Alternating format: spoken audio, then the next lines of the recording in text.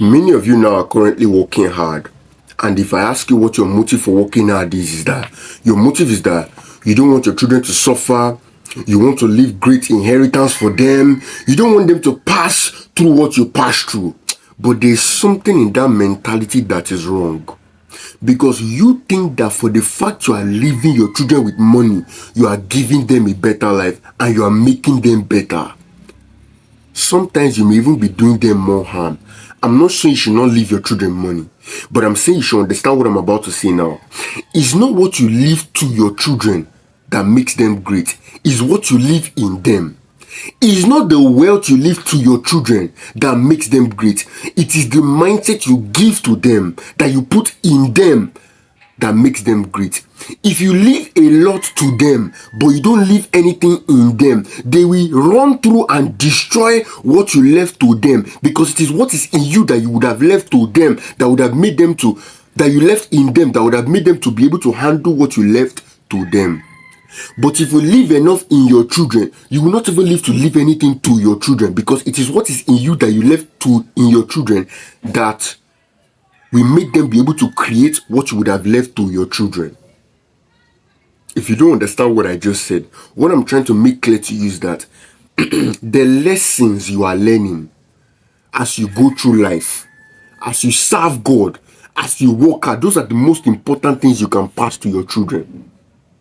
Don't take away pain from the life of your child. Let your child learn some things. There are some things you should not take away from your child. There is something called the dignity of labor. There is a kind of man you become when you work for your bread. I'm not saying you should not live well to your children, but don't just be making life easy lemon squeezy for your children. Don't take away all their problems. If I give you $1 million, you don't have a sparkle in your eyes that women respect. You don't have that depth of character that men respect. But if I teach you how to make $1 million and you actually make $1 million, something changes about that money that makes it much more valuable. Because as you make that $1 million, your character, your personality, your endurance, your skills of networking, your skills of entrepreneurship changes overall. And your wisdom grows. Give a man a fish and you feed him for a day. Teach a man to fish and you feed him for a lifetime. That is the folly of society. The families of the rich will eventually become the poor, and the families of the poor will eventually become the rich. That is the cycle, the painful cycle of society. Your great-grandfather walked to work, walked to his job.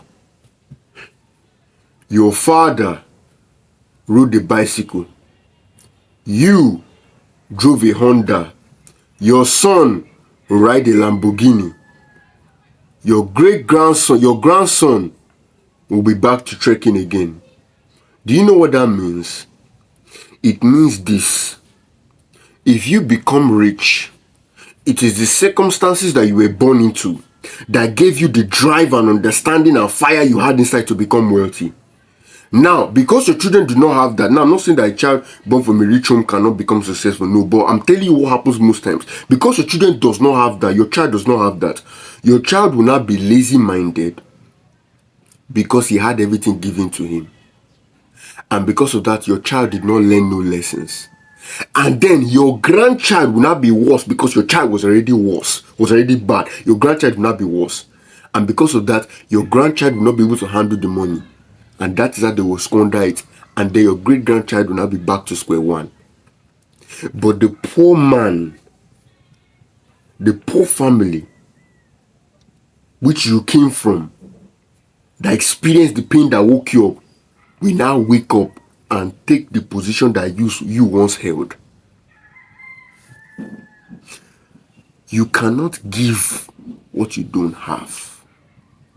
Make sure you teach your children the fakeness of this world so that they will not fall in love with it. I'm using the aspect of wealth creation to pass my point, but I also want to understand the greatest lesson you can teach your child is that God loves him. and that God is his number one father. Like I said, you cannot give what you don't have.